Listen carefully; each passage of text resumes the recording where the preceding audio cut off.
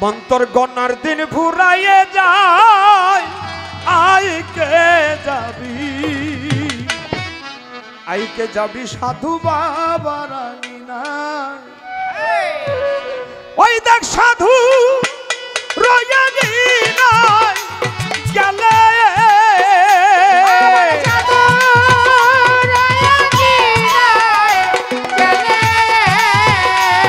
আরে দেখো সাধু রয়ানি নাই গেলে পূর্বের শোভা কেটে যায় আইকে যাবি সাধু বাবা নাই মন্তর গনারে দিনি ফুল লাইয়া যায় মন্তর গনারে দিনি ফুল লাইয়া যায় আইকে যাবি সাধু বাবা নাই ওরে আইকে যাবি সাধু বাবা না মনরে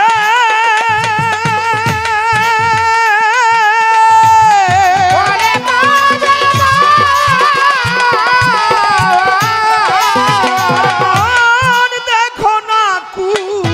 মাইরা পোকে ধরে আনে অন্য পোকাকে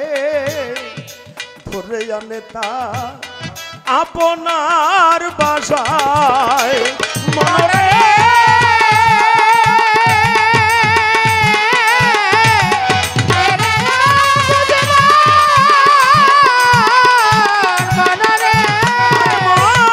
দেখো না কু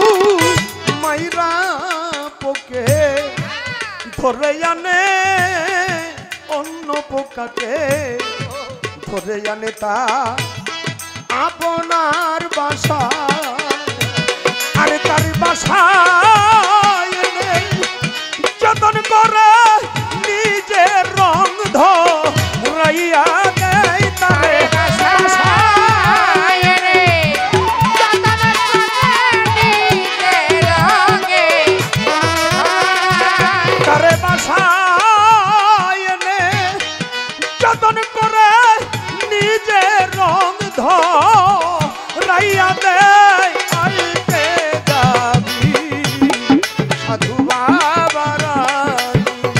মন্তরে গনারে দিনি ফুল লাইয়া যায় তোর গনারে দিনি ফুল লাইয়া যায় আইকে যাবি সাধু বাবা নাই ওরে আইকে যাবি সাধু বাবা না বাবা চৈত্র মাস বৈশাখ মাসে দেখবেন মহিষগুলি নদীর পাড়ে থাকে বেশি ওদের শরীরের ভিতরে এক প্রকার পোকা আছে লাল কামড়াইতে থাকে পোকার কামড় সহ্য করতে না পেরে একটা পর্যায়ে পানিতে গিয়ে নামে পুরো শরীরটা ডুবাই রেখা মাথাটা জায়গায় রাখে পোকাগুলি হাঁটতে হাঁটতে মাথার চান দিতে চলে যায় তখন মাথার চান দিতে কামড়াইতে থাকে পোকার কামড় সহ্য করতে না পেরে শুধু ঘন ঘন ডুবাইতে থাকে একটা পর্যায়ে পানির নিচে ডুব দিয়ে থাকে পোকাগুলি যখন সরে যায় আবার উপরে উঠে যায় তাই বলা হয়েছে মন আমাদের শরীরেও এরকম কতগুলি পোকা আছে কাম ক্রোধ লোভ মাত মাৎসর্য এই 6টি রূপ আমাদেরকে কামড়ায় এই কামড়ানোর যত্নায় আমরা যে মালিকের কাছ থেকে আসছি সেই মালিককে ভুলে গেছি এজন্য আমার দাদাগুরু রজ্জব চাঁদ বলেছে মনে কি পড়ে না তোমার মহাজনের আচরণ ফাঁকি দিয়ে থাকবে কতদিন তাই তুমি সময় থাকতে একজন মুর্শিদের দরবারে যাও একটা বৈরবরের দরবারে যাও খাজা বাবার দরবারে যাও বা ভান্ডারীর দরবারে যাও সে তোমাকে টান দিয়ে বুকের মধ্যে নিয়ে 3টা চাপ দিয়ে তোমাকে সেই পোকাগুলি দেহ থেকে তোমার বাধ্য করে দিবে তাই গানে বলে মন মনরে মনরে মনামা আরে দেখো আলফাবির আল্লাহ দিনে 12 বছর অনাহারে চাকরি করে ফরিদের তিনখানা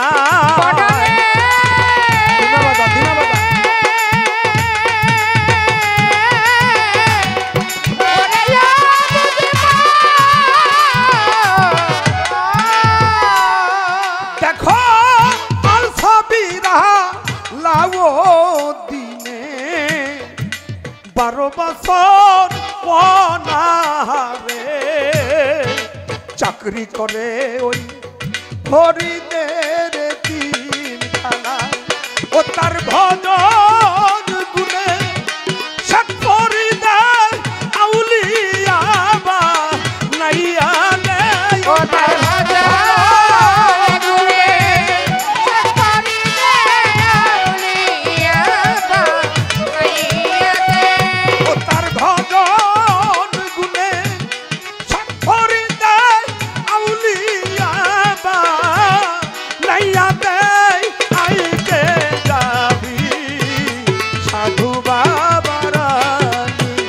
মন্তরে গনার দিন ফুল লাইয়া যায় তার গনার দিন ফুল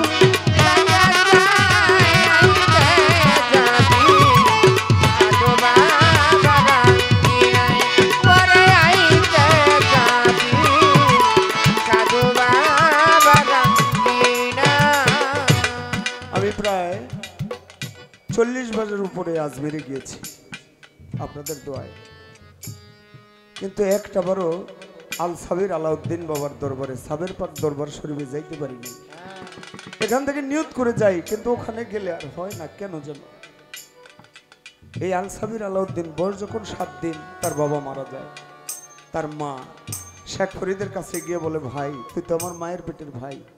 আমি তোরে খাওয়াইতে পড়াইতে পারতেছি না, তো লঙ্গরখানায় রেখে ওকে একটা ব্যবস্থা করে দে, ও যেন একটু মানুষের মতো মানুষ হয়।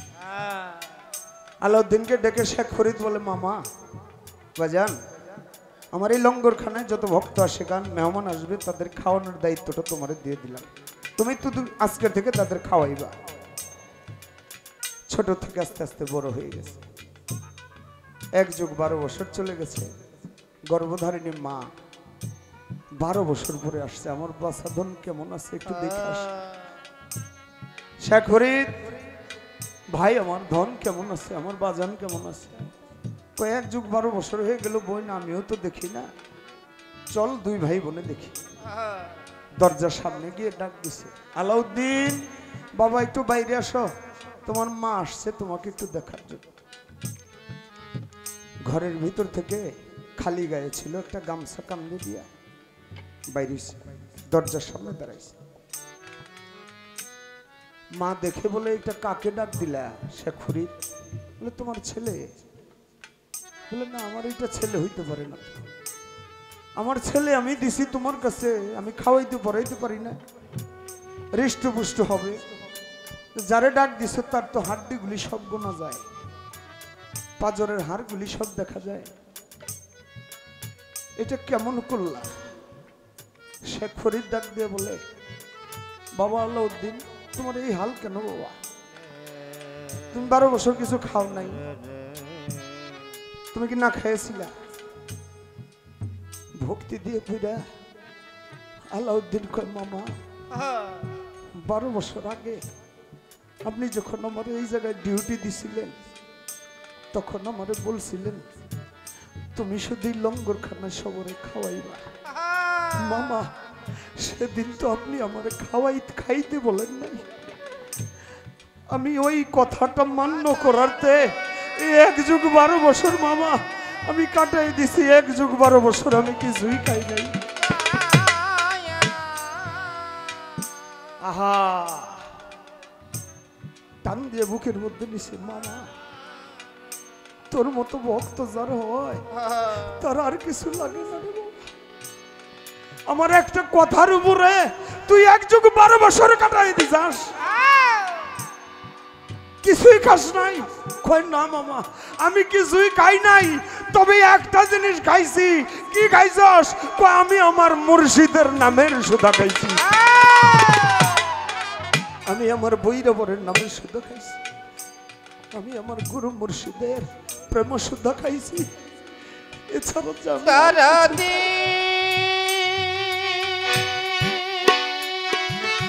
বলে আরো 12 বছর খাট এই জায়গায়, আরো 12 বছর থাক,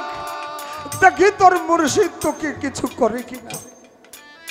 ঘরের ভিতরে আলাউদ্দিন আল সাবির দেহটাকে আঙ্গার করে মুর্শিদের ভজনা করে রাতে আর ভক্ত ভয়ে ডাকে ভজনে ভজনে গুরু ধন তোরে কোথায় জয়রি পাহাড় ভজনে গুরু ধনে তরে কোথায় দয়া রে পাবো ভজনে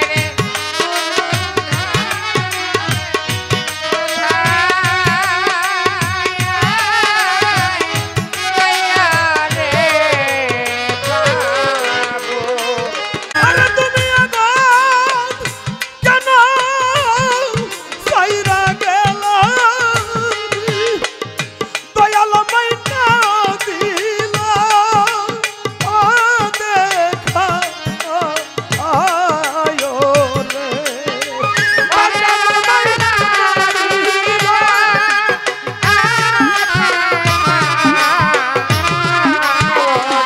দয়াল মাইনা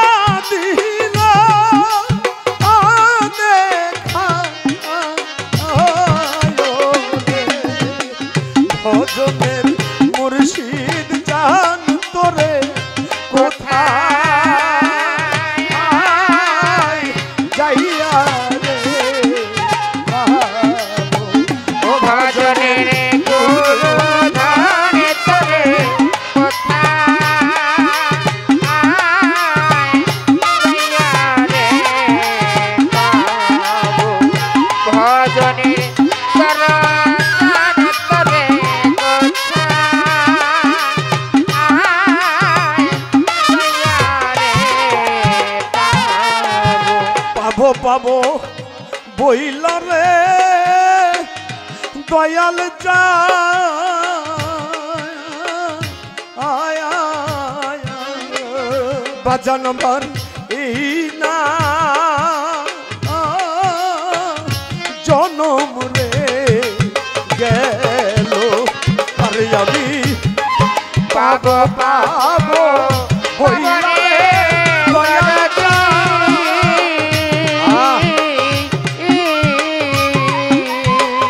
ওরে দয়ানে জি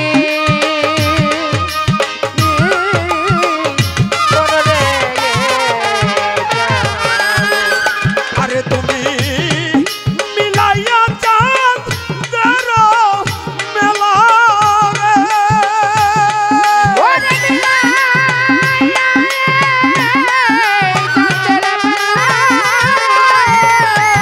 আমি চাঁদ কই যাইয়া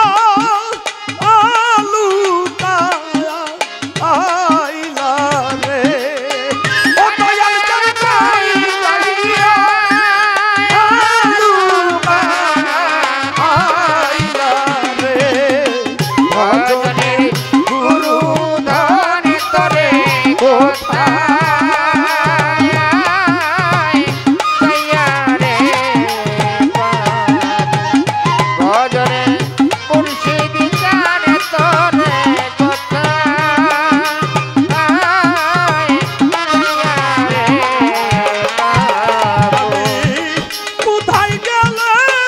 পাবো তোরে রে নিদান কালে কার ছায়া আই দারা আবো রে